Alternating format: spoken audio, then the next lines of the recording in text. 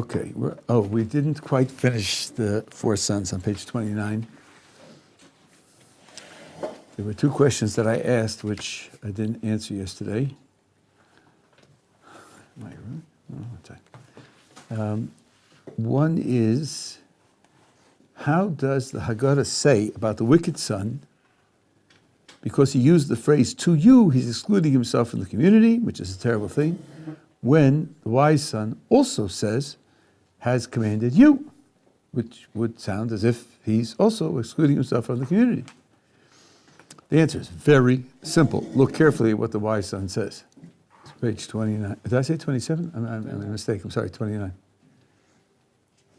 What is it that the wise son says that cancels out that implication in his case?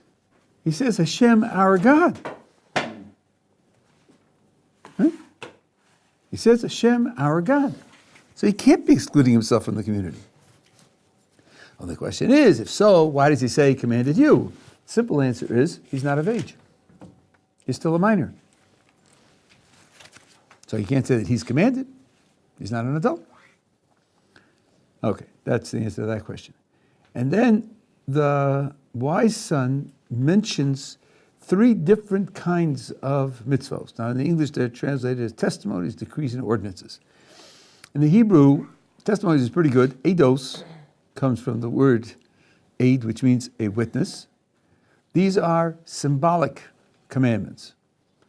Things that you do which carry a symbolic meaning. In other words, at least as far as we can naturally see in the world, there's no particular impact of the action per se. It's just associated in one's mind with certain themes, and therefore it has that significance.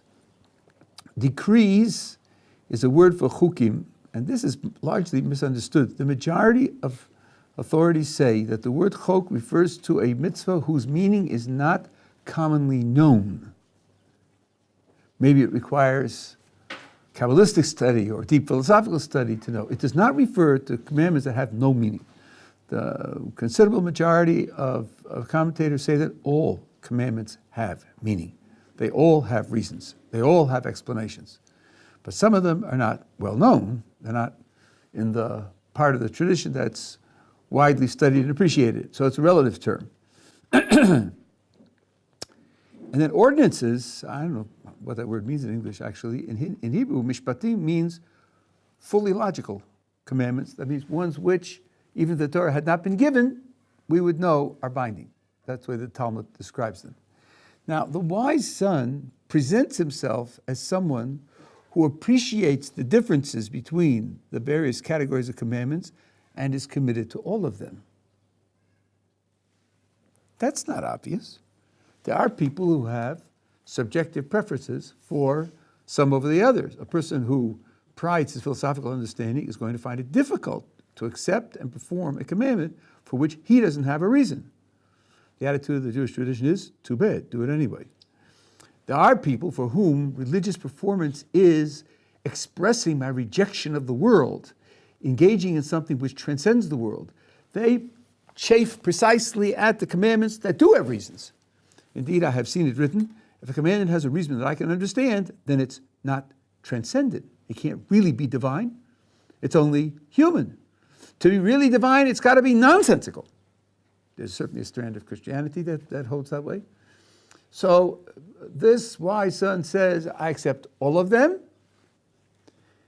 and that's what qualifies him as wise. Now, the Haggadah says you should explain to him the law that you must not eat dessert after the final taste of the Passover offering, which, by the way, applies in our times after the last matzah.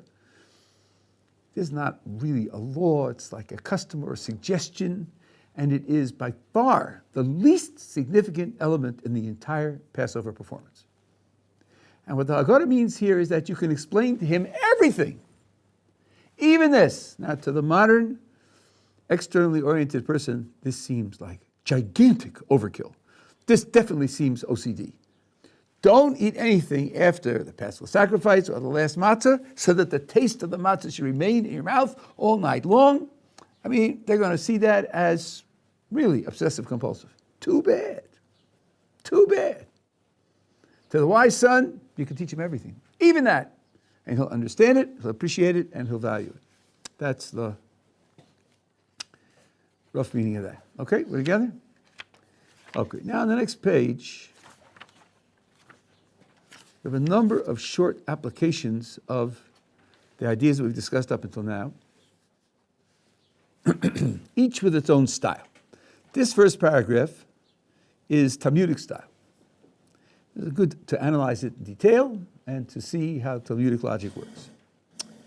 One might think that the obligation to discuss the Exodus starts with the first day of the month of Nisan. One might have thought that. But the Torah says, you shall tell your son of that day. So what you might have thought is wrong. Now, I don't know why the English says, but the Hebrew says, you might think, same phrase as the beginning, that on that day could be understood to mean, no, that's not the right translation, from the day period, from the daytime. It implies that, but that's not what the words mean, from the daytime. Therefore, the Torah adds, it is because of this that Hashem did so for me when I went out of Egypt. The pronoun this implies something tangible. It implies something you can point to. It's a demonstrative in Hebrew as it is in English.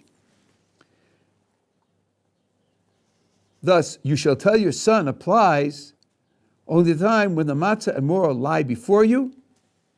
End of the Hebrew quote. And your English translator puts in, at the Seder, we get for a problem, to answer a problem that you'll see shortly. That's what it says. Let's go through it again, piece by piece. One might think the obligation to discuss the Exodus commences with the first day of the month of Nisan. Why would one think that? Where's the Haggadah coming from? That's a natural false thought that will occur to a person.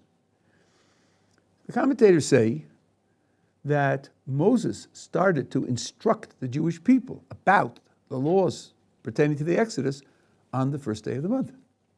So since that's when Moses started the process, and we are, so to speak, reliving that process, perhaps we could start the discussion of the Exodus from the beginning of the month. And that would be a performance, or a partial performance, of the mitzvah to declare to your son the process of the Exodus. That's why it's a natural thought.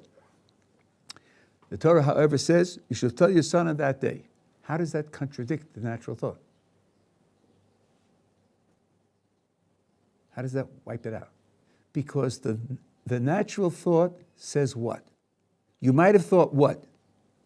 Rosh Chodesh. What from Rosh Chodesh? Start talking about Pesach. The key word is start. The key word is start. You might have thought to start from the beginning of the month, and then, of course, continue. You're starting then because Moses started the process then. And as the process goes on and develops, you'll go on to explain more and more about how it developed thousands of years ago, right? But that can't be right because the Torah says, 30 days before. no. On that day. On that day, implying only one day. Only one day. So it can't be a 2-week process. Bang, that knocks down the first idea. Now it says on that day, I wonder which day that might be. It's a singular day. Maybe it's the 14th of Nisan. Before the holiday begins, what would lead someone to think that the 14th of Nisan is a good candidate for the one day on which you tell the story of the Exodus? Because the 15th is already Yom Tov. What happened? That's What- when Hashem told us. They didn't go out till the next morning, actually. But what happened on the 14th? Say again? No, we left Egypt on the 15th. Hashem told us. It was a spectacular performance on the 14th. So the sea split? The Paschal sacrifice. That's when they took a totem animal of the Egyptians, an animal that was sacred to the Egyptians, and slaughtered it in their faces and risked death because God told them that's what they have to do. So the last plague of the 10, was that on the 14th or 15th? The 15th. 15th. It was later. And indeed, in the Jewish set of commandments, there is a drastic penalty for violating certain commandments, which is called kares, which means being cut off from God. That penalty applies to only negative commandments that are violated, with two exceptions. There are two positive commandments, which if they are violated, carry the penalty of kares, being cut off from God. One of them is circumcision, and one of them is the Paschal sacrifice. Offering the Paschal sacrifice, not eating it. Not eating it on the night of the 15th, that doesn't carry it. Offering the Paschal, if someone the word exempt is not right, absents himself from offering the Paschal sacrifice on the 14th, he's thereby cut off from God. And by the way, the day before they left Egypt, they did both. They circumcised themselves and they offered the Paschal sacrifice. That was a precondition for being saved. So since the 14th carries that gigantic significance, one might have thought to tell the story on the 14th, on the afternoon of the 14th, when the Paschal sacrifice was offered. It was offered in Egypt the first time. It was offered for 1,000+ years, when they had the temple. Okay, that was another natural thought, but that's wrong. Why is that wrong? Because the Torah adds the following words. It is because of this that Hashem did so for me when he went out of Egypt. Now, I'm supposed to speak those words at the Seder. It's because of this. The word this is a demonstrative. Someone can ask me, what this are you talking about? The paint on the walls? The Haggadah in your hand? What is the this you're referring to? Says the Haggadah, I'll tell you what it's referring to. It's referring to the matzah and the maror. That's what it's referring to. Now, when are the matzah and maror in front of you? In the nighttime, at the Seder. That's when they're in front of you. So obviously the Torah is telling you to perform this recital at night. Yeah, you with me? Well, you shouldn't be with me because there's an obvious objection to this. You can only recite the Exodus from Egypt when matzah and maror are on the table. The critic will ask, well, put it on the table in the afternoon. Put it on the table. What the problem is, it isn't a table to point to. Put it there. How do you get from the matzah and maror on the table to it's got to be done at night? Who's stopping you from putting it on the table in the afternoon? What kind of proof is that? The answer is that you're pointing to something and saying, for the sake of this, God took me out of Egypt. Now let's try it out. For the sake of there being matzah factories from Hanukkah till Pesach, and people are working 14 hours a day, and they're producing crackers and crackers and crackers, and sending the crackers all over the world, that's why God took me out of Egypt. So there will be cracker factories. That's probably not right. That's probably not the reason why he took us out of Egypt. No, he took us out of Egypt to perform the mitzvah. And the mitzvah is at night. You're not pointing to physical crackers. You're pointing to a mitzvah. And the crackers are only a mitzvah at night. Now this shows you the way Talmudic logic works. This is a good example of how Talmudic logic works. There's a natural thought and there's a contradiction to the natural thought, and you have to read the natural thought precisely and read the contradiction precisely to see how it contradicts it. That's a good example of how Talmudic thought works. We together? Fine. Now, originally, our ancestors were idol worshippers. And now, we spoke about omnipresent yesterday, has brought us near to his service. As it is written, Joshua said to the people, so says Hashem, God of Israel, your fathers, I don't know where they get the always from, your fathers lived beyond the Euphrates River, Terach, the father of Abraham, and Nahor, they served other gods. Then I took your father from beyond the river, and I led him through all the land of Canaan. I multiplied his offspring, gave him Isaac. To Isaac I gave Jacob and Esau. To Esau I gave Mount Seir to inherit. Jacob and his children went down to Egypt. Now, this paragraph reflects a disagreement in the Talmud. What is the scope of the story of the Exodus that we are required to tell? One says the scope is from slavery to freedom. The other says the scope is from idol worship to receiving the Torah at Sinai and serving God. The second is more inclusive than the first. Let's stop to analyze the difference of opinion here. From slavery to freedom, that's what happened.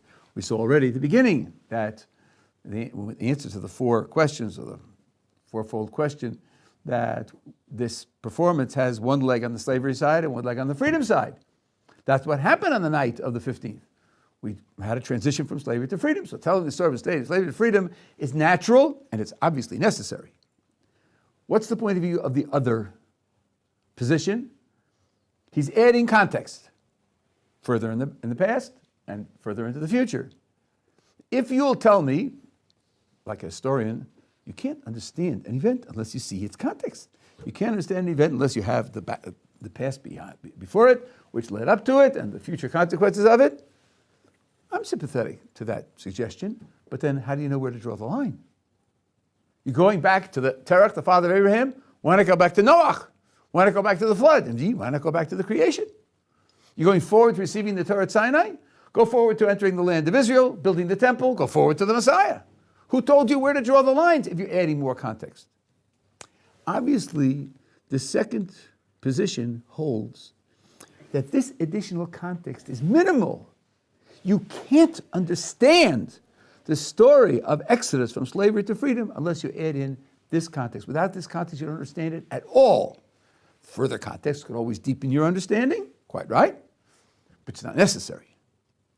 What he says is, this goes back to those who were with me in the evening when I spoke about freedom. What he says is, this is not a stroke in favor of human rights. This is not a political matter. This is not an anticipation of universal human rights in the United Nations and all the rest. This was an investment in the Jewish people serving God at Sinai, as Rashi explains in the verses there that I showed you the other night. So the second authority says, without this additional context from idol worship to receiving the Torah at Sinai, you can't understand slavery to freedom at all. You haven't achieved any understanding. Now, the Haggadah simply avoids the issue by putting them both in. And that way it doesn't take sides on the issue. That's what this paragraph is doing here. Are we together? Okay, now let's take a look at this in a little more detail. Look at what Joshua says. This is where he's just come into the land of Israel. You're going to conquer it. It was after the conquest, 24. Your fathers lived beyond the Euphrates River. Terach, the father of Abraham, and Nahor, and they served other gods. That is to say, Terach and Nahor served other gods. Abraham, according to Maimonides, also served other gods. You may have heard the Midrash that Abraham came to his recognition of God at the age of 3. Maimonides says 48. Another text of Maimonides says 40. Maimonides says Abraham served other gods by sacrificing to them with his own hands. He was an idol worshiper. So Abraham was really the first Baal Tshuva. He was immersed in it and gradually, with great struggle, freed himself from it, intellectually and with the courage behaviorally. Then I took your father Avram behind the river and led him to the land of Canaan, multiplied his offspring, and gave him Isaac. Up to here, it's a Jewish story. Joshua was speaking to the Jewish people in the land of Israel after they'd conquered it, giving them a historical survey. Watch how he ends. To Isaac I gave Jacob and Esau. To Esau I gave Mount Seir to inherit. Jacob and his children went down to Egypt. Then he goes on to tell the rest of the story of the history of the Jewish people. What is Esau doing here? What do I care about the fact that Esau inherited Seir? Why did Joshua bother to put that in?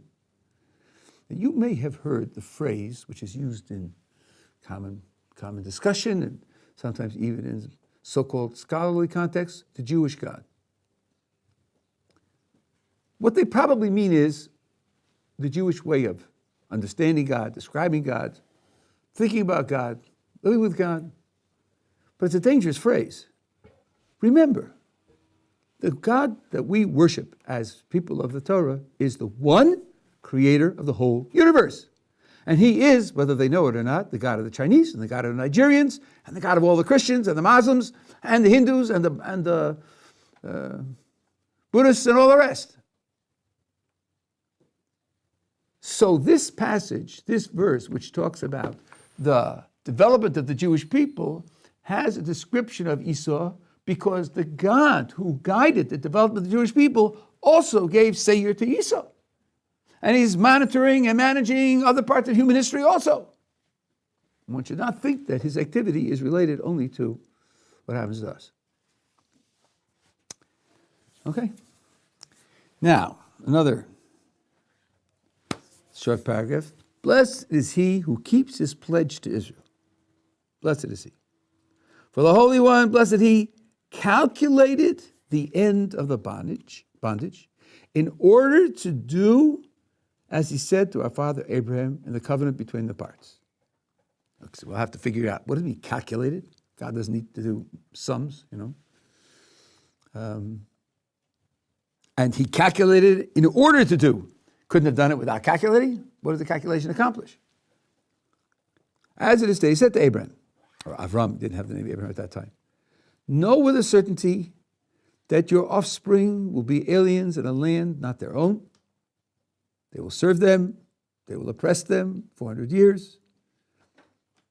And also, upon the nation whom they will serve, I will execute judgment, and afterward they shall leave with great possessions.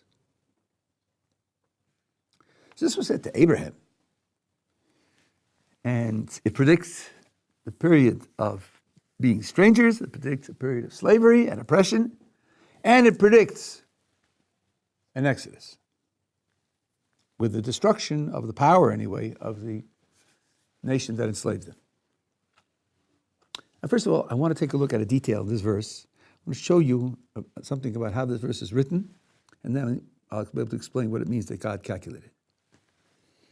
Know with certainty that your offspring will be aliens in a land not their own. They will serve them, and they will oppress them 400 years. Those words are three-way ambiguous. And as in the previous cases I gave you, they're structurally ambiguous. I don't mean that oppressed could mean no more marshmallows and so forth and so on. They're three ways structurally ambiguous. Three ways grammatically ambiguous. What's the ambiguity? It says that they will be strangers in a land that's not their own. Yes. So it's saying the same thing twice. It's saying yadati da. I think that, I don't know if that's one. Well, but where's the ambiguity? Ambiguity means it could be read, in this case, in three different ways. There are three different ways to read it, which give it different content. I'll give you a hint. What is it that's going to take 400 years? They'll be strangers. Or they'll be slaves. There'll be a judgment. Okay, the structure of the text is A, B, C, 400 years. Here's the three ways in which you could read it. One way you could read it is A, B, and C are going to happen, and that whole process will take 400 years. That's one way to read it. Here's another way to read it. A is going to happen. How long will it take? Don't know. 5 minutes, 5,000 years. I'm not telling you. I'm not committing myself. But B and C will take 400 years. Here's another way to read it. A is going to happen without specification. B is going to happen without specification. And C is going to take 400 years. It depends on where you put the comma. And the text bears all three readings, which means God gave himself a certain amount of flexibility here. How shall it be managed? Shall the oppression be 400 years? Shall the slavery and the oppression be 400 years?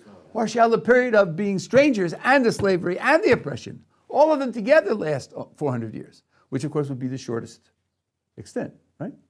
If all three together take only 400 years, that's shorter than leaving out A and or B and giving them independent time and only C taking 400 years. Now, this is what it means by saying that God calculated. He sees them in Egypt, and he sees the suffering, and he sees the assimilation, he sees them losing their thread. Which way shall he take this verse? Shall he take the verse in the most inclusive or most exclusive way, the longer way or the shorter way? And in the end, he took it in the shorter way. Because the 400 years are calculated as follows. It says, your descendants, your offspring will be strangers in a land not their own. Abraham's child is Isaac. If you start from Isaac's birth to the Exodus, you get exactly 400 years. Isaac was living in the land of Canaan. The land of Canaan belonged to the Canaanites. to the extent that Abraham had to negotiate and purchase a burial site for Sarah. They were in possession of the land. So the beginning of the aliens in a land not their own, that starts when Isaac is born.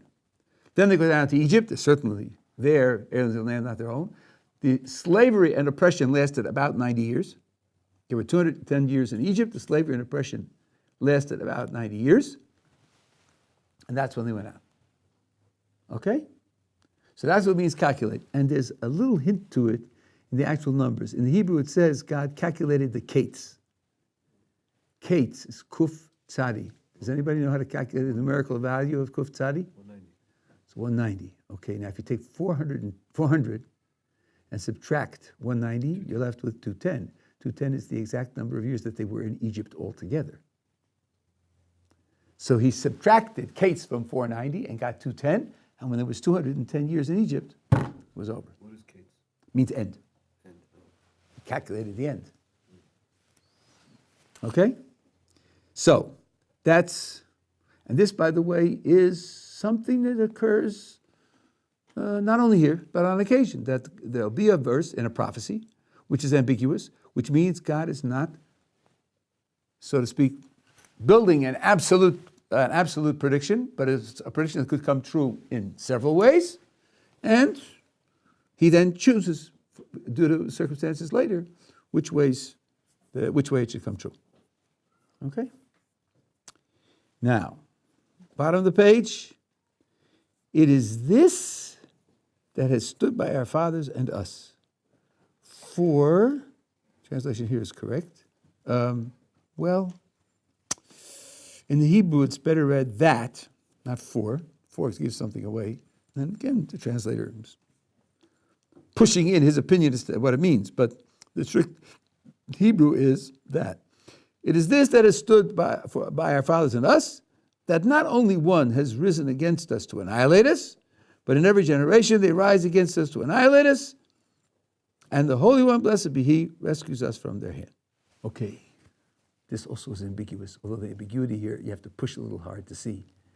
It starts, it is this that has stood by our fathers and us. What is the this? I think the natural, intuitive way to read it is as follows. It is this that has stood by our fathers and us. Look, in every generation, people have tried to destroy us, annihilate us. What has stood by us is that the Holy One, blessed be He, rescues us from their hand. His rescuing power is continuously there to save us from the danger. That's what has stood by our fathers and us. That's one way to read it. Some commentators take the word this and apply it to the entire sentence, which in English starts with the word for. You know what has stood by us and guaranteed our survival? That there have been attempts to annihilate us. And God has saved us from them. The attempts to annihilate us also stood by us, because when we seep too far into assimilation, when we are absorbed too drastically into the culture of the peoples around us, then anti-Semitism and even an attempt to annihilate us is the antidote to that assimilation and helps to preserve the Jewish nation. Think of the story of Purim. There was a gigantic failure of the Jewish people during that time. You can say, if you like, that's what provoked the decree of annihilation as a proposed punishment for it, and they got out of it by doing tshuva. But you can also say that God, anticipating that they will do tshuva and be rescued from it, used the threat of annihilation to wake them up and shake them up to the point where they would be able to be saved from that debilitating assimilation.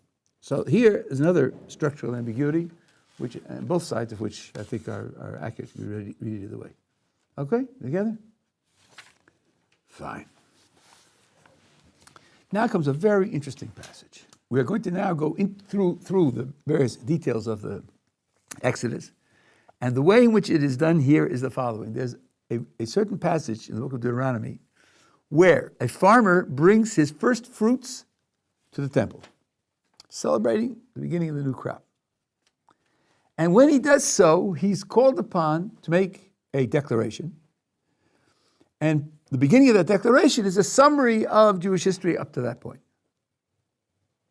So what the Haggadah does is, takes that declaration which the farmer makes, and then take it apart word by word, and show associated material from the book of Exodus so as to fill in the background to those words in the book of Deuteronomy. Now, I think the careful reader will be wondering, why do it that way? Listen, we're telling the story of the Exodus, right? So take out the book of Exodus. Isn't that where the story of the Exodus is? Sure, just read the book of Exodus, the first 15 chapters or so. Just read it, and then you'll have it. Why do it in this peculiar way where you start with a short extract from the book of Deuteronomy and take each word and associate it with passages from the book of Exodus? Why do it that way? Now you could answer, that's the structure of Jewish learning, comparing text from one place to another, analyzing, explaining. You could say that. But I think there's another point here. What's the attitude? Who is it that's bringing his first fruits to Jerusalem? It's a Jewish farmer. Someone who inherited his land from his father, from his grandfather, great-grandfather. He's living in peace. He's living in prosperity. Things are going well. He's got a well-functioning government.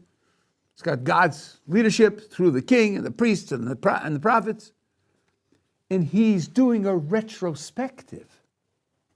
Isn't that the position of the person at the Seder?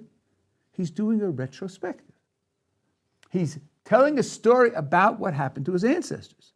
So the Haggadah chooses a passage which is a retrospective, where the person who recites it is telling a story about what happened to his ancestors, and uses that as the text for our description here.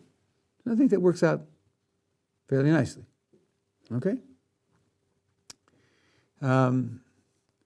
Now, the Haggadah introduces this text with an exhortation, and this exhortation needs a little work. Go and learn what Laban the Aramean attempted to do to our father Jacob. For Pharaoh decreed only against the males, and Laban attempted to uproot everything, as it is said. And now starts the passage. Now, first of all, I want to make a kind of specialist comment here. Go and learn. Our literature has phraseology for inviting someone to analyze something, study something. In the Babylonian Talmud, it's toshma. Toshma means come and hear. In the Jerusalem Talmud and in the Zohar, it's to chazi or to chami, which means come and see. The author of this text knew both of them. The author of this knew both of them. If he says go out and learn, he's telling you something else. This is not a come and hear. It's not a come and see. It's a go. And it's go out. Not just go. It's not lech, it's say. Go out and hear. The difference between come and hear and come and see is a long story. I'm not going to go into that now. But I think at least the surface implication here is what you're going to learn now is something that's not obvious.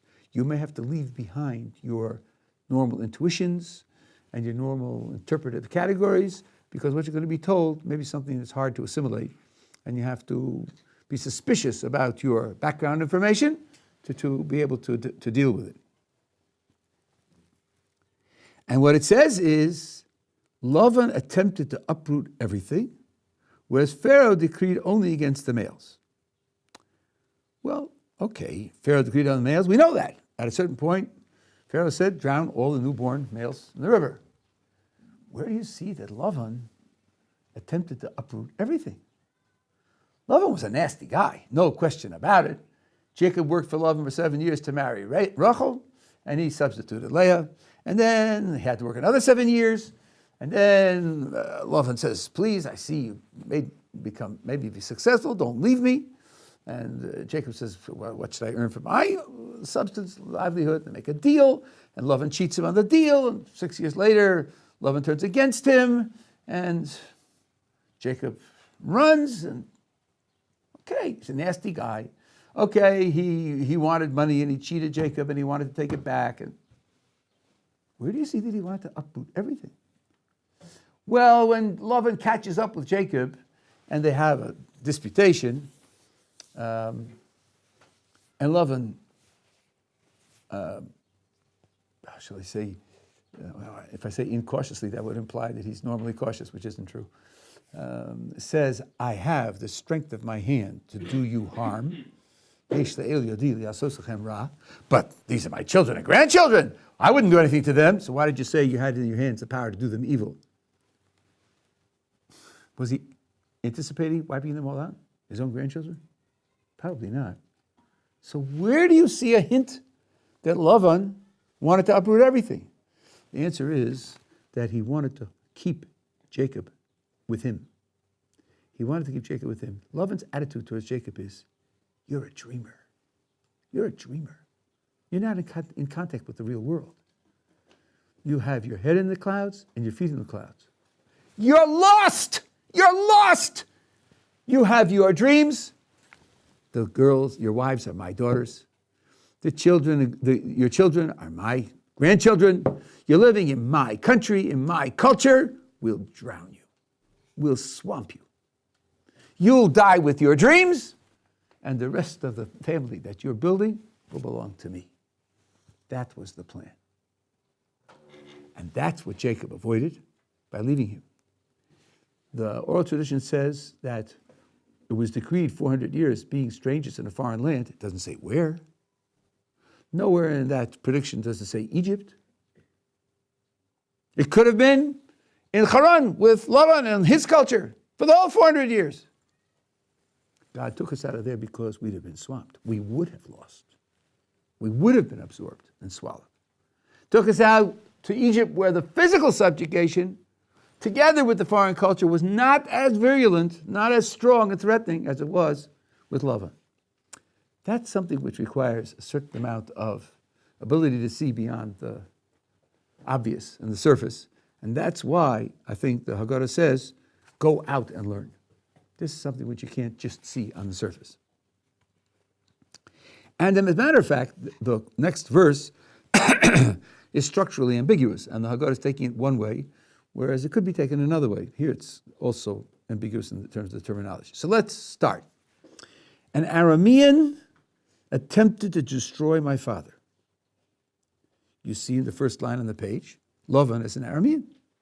So now, the verse, that's an introduction to the verse which says, an Aramean attempted to destroy my father. And he descended to Egypt and sojourned there with few people, and became a nation, great, mighty, and numerous. Now, when the Torah tells a story and has a sequence of events, it's a story in chronological order. But often enough, it's not just chronological order. When the Torah says A happened and B happened and C happened, it means A led to B and B led to C. A was part of the reason why B happened, and B is part of the reason why C happened. Here, an Aramean attempted to destroy my father. Then he descended to Egypt. There were a lot of years in between. He left Laban, came back to Israel. Decades went by before he went down to Egypt. If the verse says, an Aramean attempted to destroy my father, and he descended to Egypt, that means there's a connection. That's the connection that I just told you.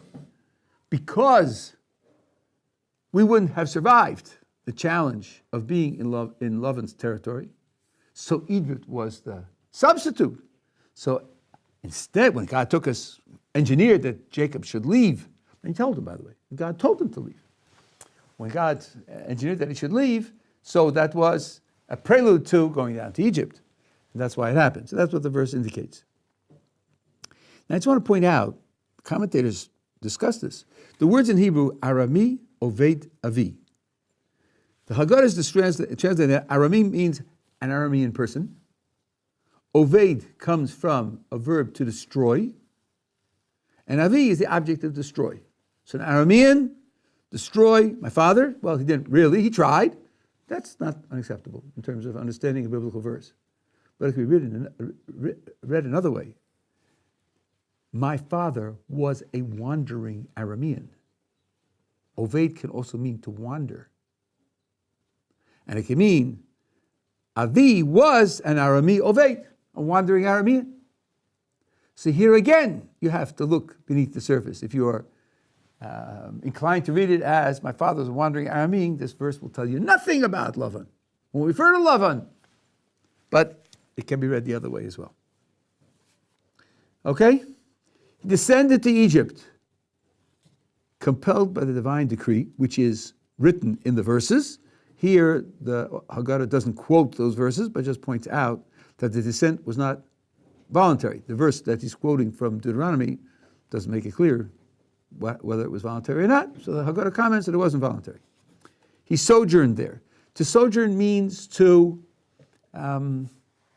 be in that environment, but there are other verbs for taking up residence, becoming a citizen, and they aren't used in this verse. So the Haggadah comments, this teaches us that our father Jacob did not send Egypt to settle, but only to sojourn temporarily. That was his purpose in going there. It ended up being 210 years. That changed at a certain point in time, but that wasn't his purpose. As it says, they, the sons of Jacob, said to Pharaoh, we have come to sojourn in the land because there's no pasture for the flocks of your servants, because the famine is severe in the land of Canaan. And now please let your servants dwell in the land of Goshen. It does say dwell, but having explained they came to sojourn, the indication is that it should be temporary. With few people, with 70 persons. Your forefathers descended to Egypt, and now Hashem has made you as numerous as the stars of the heavens. Now, these words require 2 points of explanation. How many people left Egypt? How many Jews left Egypt? Well, we know the census that was taken of males over the age of 20 was 600,000. If you assume a roughly equal number of females, that's 1,200,000. Since it was an expanding population, you should have a comparably large number of children. So I'm rounding off roughly to about 3 million. Is that credible? That you go from 70 to 3 million in 210 years? Isn't that it? 80% died also. No, that's after the 80% died. I mean, how many were there? Okay, yes, okay, right. Yeah, very good. So then it would mean 15 million. Is it credible that you go from 70 to 15 million in 210 years? That really bothered me until I sat down with a calculator. Guess what? 210 years, when you talk about population, is 7 generations. Taking generations 30 years, that's a mean reproductive period from 20 to 40. So, let's see. How many descendants must each person have to go from 70, it's not really 70 because there were the wives also who weren't counted, but let's say 70 to 3 million in 7 generations. That means you're going to take the number of descendants of each person, raise it to the 7th power, and multiply by 70. Well, if you take about 4.7, you go from 70 to 3 million. That's all you need. Do it on your calculator. But as he pointed out, that's only 20%. What about 15 million? That takes about 5.9. That's all. 7th power is a gigantic multiplier. It's a gigantic multiplier. So, you don't have to rely on a miraculous explanation. Now, true, the Midrash says that women gave birth to 6 at a time. Midrash is the Midrash. I'm just pointing out you don't need that Midrash. You're not leaning on an obvious miracle. And this is typical, by the way. When you see things that look miraculous, and if you are inclined to be embarrassed about miracles and so on and so on, things that can't be explained naturally, investigate them. Investigate them in detail, and you'll often find that the appearance of something that's miraculous and embarrassing is just a matter of poor calculation. Now, in several places, God promises the patriarchs that your descendants will be as numerous as the stars of heaven. Oh, the number of emails that I have received in that subject. We know the stars of heaven are 10 to the 20, or later figure is 10 to the 22. That's a 1 with 22 zeros. The Jewish people never reach that and never will reach that. There can't be that many people. So, what are you going to say about that? that prediction.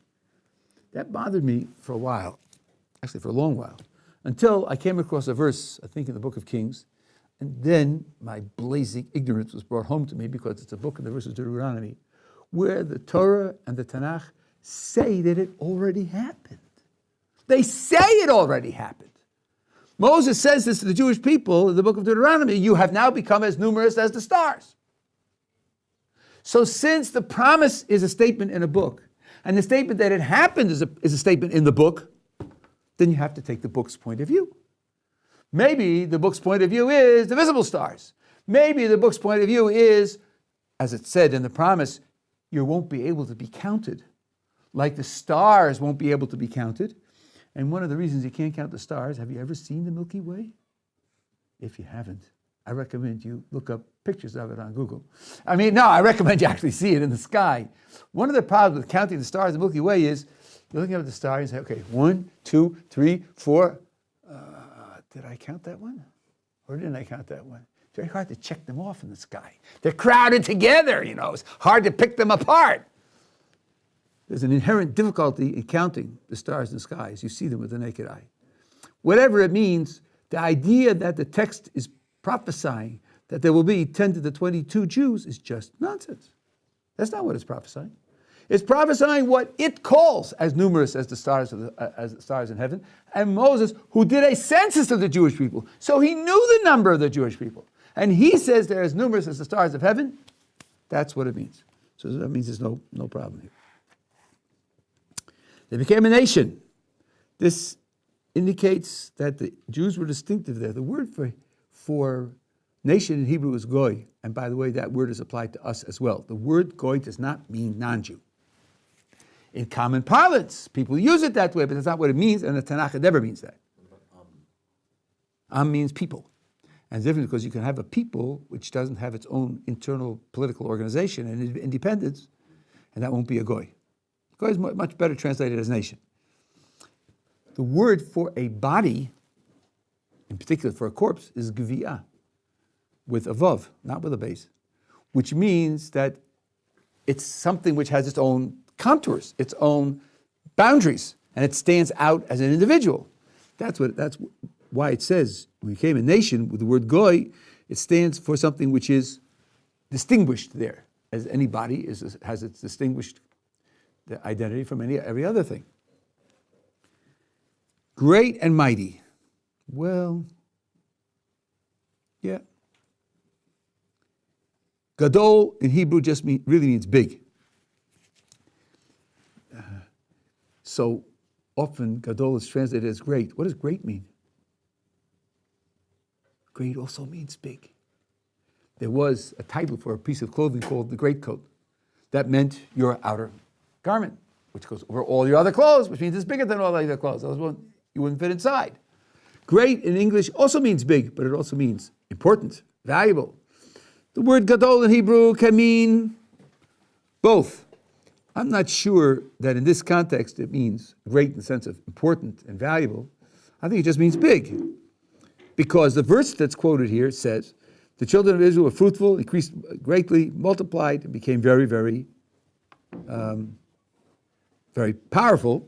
The land was filled with them. That refers to numerical numbers. Now, Rav, they translate as numerous. That's probably not bad.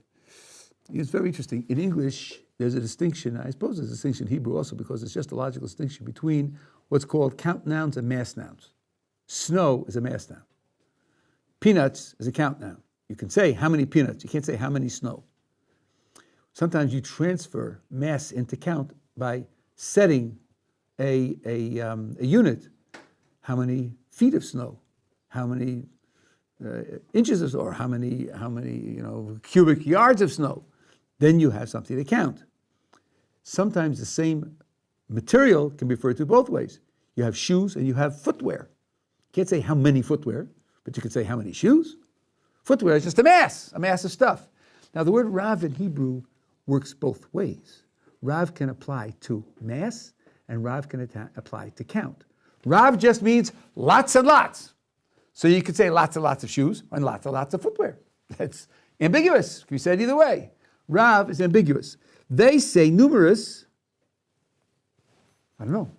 Not sure. The word Rav doesn't commit itself to one side of the line or the other side of the line. At any rate, it says, I made you Rav as the plants of the field. Now, What else could it be besides numerous? lots. A lot. Which a lot, like a lot of milk, isn't numerous. Because you can't say how many milk. And the comparison in the verse also, I think, is ambiguous. It says, I made you as numerous. Now your helpful, friendly translator writes the plants of the field, but that's not what it says in the Hebrew. In Hebrew it says, Kitzemach hasadah. Tzemach is singular, which sounds like herbage. Right? So I made you lots like the growth in the field. You grew and developed, became charming, beautiful of figure, hair grown long, but you were naked and bare. And I passed over you and saw you downtrodden in your blood. And I said to you, actually downtrodden is not right. Misbosesis means you're sort of wallowing in the blood. Downtrodden makes it sound like somebody's pushing you down and hurting you and injuring you. No, mispossesses just means you're sort of wallowing in the blood. What And I does wallowing mean? wading through, walking through. And I said to you, through your blood shall you live, through your blood, I said to you, through your blood shall you live. The commentators see here what we referred to 30 minutes ago. This was the blood of the paschal sacrifice and the blood of circumcision. This was a glory, a glory. What the Jewish people did at that time was one of the greatest successes in the whole history of Judaism. So the prophet says, you'll live through that blood. That blood is going to give you life, spiritual life forever.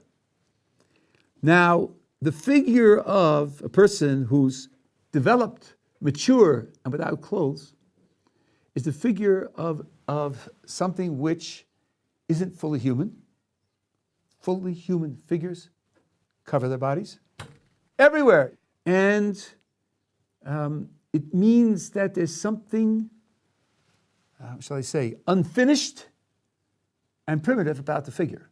So you've achieved a certain maturity, but the functionality that belongs to a mature being, you don't have. That's because you don't have the mitzvahs. You're the Jewish people, ready for the Exodus, without the Torah. That's why you're bare and naked. But you have this blood. You have the blood of those two mitzvahs. The blood of those two mitzvahs, which you are wallowing in, which means it's adhering to your skin. It means it's a covering for you. That covering is a glorious covering, and that covering will provide for you the ability to survive and flourish in spiritual terms.